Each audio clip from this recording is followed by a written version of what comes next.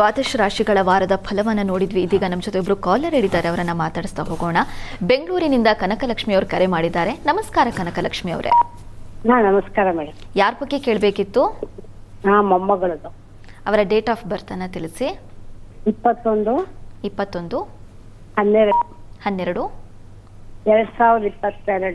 2022. ಹುಟ್ಟಿದ ಸಮಯ ಮಧ್ಯಾಹ್ನ 12:07. ಓಕೆ, ಏನ್ ಕೇಳಬೇಕಿತ್ತು? ಅವಳದು ಆರೋಗ್ಯದ ಬಗ್ಗೆ ಕೇಳಬೇಕಿತ್ತು. ಸರಿ, ಶಾಸ್ತ್ರಿಗಳಿದ್ದಾರೆ, ಮಾತಾಡಿ ಅಮ್ಮ. ಕನಕಲಕ್ಷ್ಮಿ ಅವರೇ ನಮಸ್ಕಾರ. ನಮಸ್ಕಾರ ಸರ್. ಆರಾಮ? ನಮಸ್ಕಾರ, ಆರಾಮಾಗಿದ್ದೀನಿ. ತಾವು ಹೇಗಿದ್ದೀರಾ? ಆರಾಮಿದೆ. ಸೌಖ್ಯವಾಗಿದ್ದೀರಾ? ಮಗು ಜಾತಕ ಹೇಗಿದೆ ಅಂದರೆ ನೋಡಿ, ಇದು ಮೀನ ಲಗ್ನವಾಗಿದೆ. ಲಗ್ನದಲ್ಲೇ ಗುರುವಿದ್ದಾನೆ. ಹೋರಾ ಸ್ವಾಮಿ ಗುರುಜ್ಞ ವೀಕ್ಷಿತ ಯುತಾನಾನಿಯಶ್ಚ ವೀರ್ಯೋತ್ಕಟ ಭವತಿ ಅಂತ ಒಂದು ಮಾತು. ಲಗ್ನದಲ್ಲಿ ಗುರು ಇದ್ದು ಬಿಟ್ಟರೆ, ಅದು ಅವನ ಸ್ವಂತ ಮನೆ ಆಗಿದ್ದುಬಿಟ್ರೆ ಅದು ಮತ್ತೆ ಪ್ರಶ್ನೆ ಮಾಡೋ ಅವಶ್ಯಕತೆ ಇಲ್ಲ ಅಂತ. ಹಾಗೆ ತುಂಬ ಚೆನ್ನಾಗಿದೆ ಇದು ಹಂಸಯೋಗ. ಹೀಗಾಗಿ ತುಂಬ ಚೆನ್ನಾಗಿದೆ. ಚಂದ್ರನೂ ಭಾಗ್ಯಸ್ಥಾನದಲ್ಲಿ ಇರೋದು ತುಂಬ ಒಳ್ಳೆಯದು. ಇದೆಲ್ಲ ಒಳ್ಳೆಯ ಲಕ್ಷಣ, ಚೆನ್ನಾಗಿದೆ ಇವರೇ. ಹೀಗಾಗಿ ಆತಂಕಕ್ಕೆ ಒಳಗಾಗೋ ಅವಶ್ಯಕತೆ ಇಲ್ಲ. ಪ್ರಸ್ತುತ ದಶಾಕಾಲ ನೋಡಿದ್ರೆ ಶನಿ ದಶೆಯಲ್ಲಿ ಈಗ ಕೇತು ಭುಕ್ತಿ ನಡೀತಾ ಇದೆ. ಶುಕ್ರ ಇನ್ನು ಆಗಸ್ಟಿಂದ ಇನ್ನೂ ಚೆನ್ನಾಗಿರುತ್ತೆ. ಈಗ ಹತ್ತಿರದಲ್ಲಿ ಯಾವುದಾದ್ರು ಗಣಪತಿ ಸನ್ನಿಧಾನ ಇದ್ದರೆ ಮಗು ಎಷ್ಟು ತೂಕ ಇದೆಯೋ ಅಷ್ಟು ತೂಕದ ಹುರುಳಿ ದಾನ ಮಾಡಿ ಗಣಪತಿ ಸನ್ನಿಧಾನಕ್ಕೆ. ಅದು ಹೆಚ್ಚಿನ ಬಲ ತಂದುಕೊಡುತ್ತೆ ಆರೋಗ್ಯದಲ್ಲಿ. ಒಳ್ಳೆಯದಾಗಲಿ. ಧನ್ಯವಾದಗಳು ಕನಕಲಕ್ಷ್ಮಿ ಅವರೇ. ನಮ್ಮ ಜೊತೆ ಇವಾಗ ಮತ್ತೊಬ್ರು ಕಾಲರ್ ಇದ್ದಾರೆ. ಚಿಂತಾಮಣಿಯಿಂದ ಜಯಮ್ಮ ಅವ್ರು ಕರೆ ಮಾಡಿದ್ದಾರೆ. ನಮಸ್ಕಾರ ಜಯಮ್ಮ ಅವರೇ. ನಮಸ್ಕಾರ ಮೇಡಮ್. ಯಾರ ಬಗ್ಗೆ ಕೇಳಬೇಕಿತ್ತು? ನಮ್ಮ ಮಗಳ ಬಗ್ಗೆ ಕೇಳಬೇಕಾಗಿತ್ತು. ಓಕೆ, ಅವರ ಡೇಟ್ ಆಫ್ ಬರ್ತ್ ಅನ್ನ ತಿಳಿಸಿ. ಹೇಳ್ತೀನಿ ಮೇಡಮ್. ಹಾ, 5 5 8 5 8 90 ಮೇಡಮ್. 1990. ಸರಿಯಾಗಿ ಹೇಳಿ ಅಮ್ಮ ಇನ್ನೊಂದ್ಸಲ. 5ನೇ ತಾರೀಕು ಹಾ 8ನೇ ತಿಂಗಳು ಹಾ 1990 ಮೇಡಮ್. ಓಕೆ, ಹುಟ್ಟಿದ ಸಮಯ 10:45 ಮೇಡಮ್ ಬೆಳಗ್ಗೆ. ಓಕೆ, ಶಾಸ್ತ್ರಿಗಳಿದ್ದಾರೆ, ಮಾತಾಡಿ. ಹಾಂ, ನಮಸ್ಕಾರ ಜಯಮ್ಮ ಅವರೇ. ನಮಸ್ಕಾರ ಗುರುಜಿ ಅವರೇ. ನಮಸ್ಕಾರ ನಮಸ್ಕಾರ.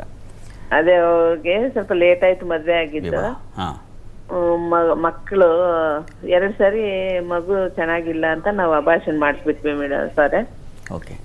ಅದಕ್ಕೆ ಈಗ ಏನಾದ್ರೂ ಮಾಡ್ಕೊಂಡ್ರೆ ಸರಿ ಆಗುತ್ತಾ ಅಂತ ಕೇಳ. ಸರಿ. ಆದರೆ ಅವರದ್ದನ್ನು ಗಮನಿಸಬೇಕು. 2 ಜಾತಕಗಳನ್ನು ನೋಡಬೇಕಾಗುತ್ತೆ. ಇಲ್ಲಿ ನೋಡಿ, ಇದು ಪಂಚಮಾಧಿಪತಿ ಚತುರ್ಥದಲ್ಲಿರೋದು, ಪಂಚಮದಲ್ಲಿ ಚಂದ್ರ ರಾಹು ಇರತಕ್ಕಂಥದ್ದು. ಇದೆಲ್ಲ ಏನು ಹೇಳುತ್ತೆ ಅಂದರೆ, ಒಂದು ಸುಬ್ರಹ್ಮಣ್ಯನ ಪ್ರಾರ್ಥನೆ ಮಾಡಿಕೊಂಡ್ರೆ ಬಹಳ ಒಳ್ಳೆಯದು ಅಂತ. ಈಗ ಸದ್ಯಕ್ಕೆ ರಾಹು ದಶೆಯಲ್ಲಿ ಇವರಿಗೆ ರವಿ ಭುಕ್ತಿ ನಡೀತಾ ಇದೆ. ರವಿ ಜಾತಕದಲ್ಲಿ ಲಾಭಸ್ಥಾನದಲ್ಲಿದ್ದಾನೆ. ಲಗ್ನಾಧಿಪತಿ ಲಾಭದಲ್ಲಿರೋದು ಅದು ದೇಹದ ಬಲವನ್ನು ಸೂಚಿಸುತ್ತೆ, ಒಳ್ಳೆಯದೇ. ಸುಬ್ರಹ್ಮಣ್ಯನ ಪ್ರಾರ್ಥನೆ, ಸುಬ್ರಹ್ಮಣ್ಯ ಸನ್ನಿಧಾನದಲ್ಲಿ ಬೆಣ್ಣೆ ಅಲಂಕಾರವನ್ನು ಮಾಡಿಸಿ ಸ್ವಲ್ಪ ಪ್ರಸಾದ ತಿನ್ನಿಸಿ, ಅದು ಸಹಾಯ ಆಗುತ್ತೆ. ಆ ಪ್ರಯತ್ನ ಮಾಡಲಿ. 11 ಮಂಗಳವಾರ ಈ ಪ್ರಯತ್ನ ಮಾಡಲಿ. ಭಗವಂತ ಕೃಪೆ ಮಾಡ್ತಾನೆ. ಒಳ್ಳೆಯದಾಗಲಿ.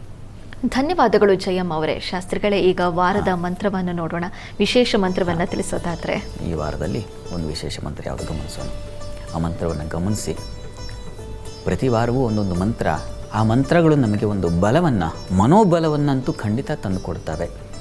ಆದ್ದರಿಂದ ನಾವು ಮುಂದೆ ಹೆಜ್ಜೆ ಇಡಲಿಕ್ಕೆ ಅವಕಾಶ ಆಗುತ್ತೆ. ಆ ದೃಷ್ಟಿಯಲ್ಲಿ ಒಂದೊಂದು ಮಂತ್ರವನ್ನು ನೋಡ್ತಾ ಇದ್ದೀವಿ. ಈ ವಾರದ ಮಂತ್ರವನ್ನು ಗಮನಿಸಬಹುದು ತಾವು.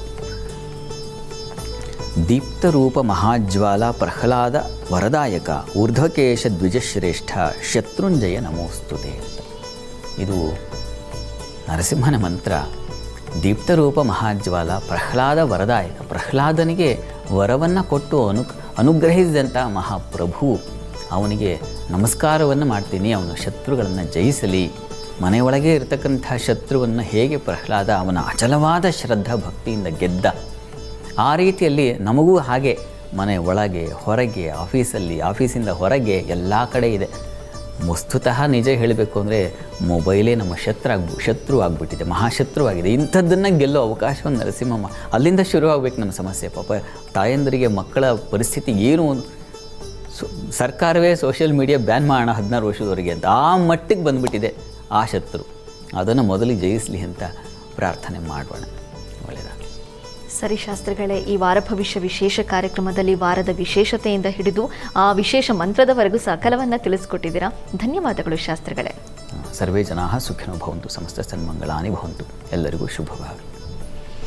ವೀಕ್ಷಕರೇ, ಇದಾಗಿತ್ತು ಇವತ್ತಿನ ವಾರ ಭವಿಷ್ಯ ವಿಶೇಷ ಕಾರ್ಯಕ್ರಮ. ನೇರ ದಿಟ್ಟ ನಿರಂತರ ಸುದ್ದಿಗಾಗಿ ನೋಡ್ತಾ ಇರಿ ಏಷ್ಯಾನೆಟ್ ಸುವರ್ಣ ನ್ಯೂಸ್.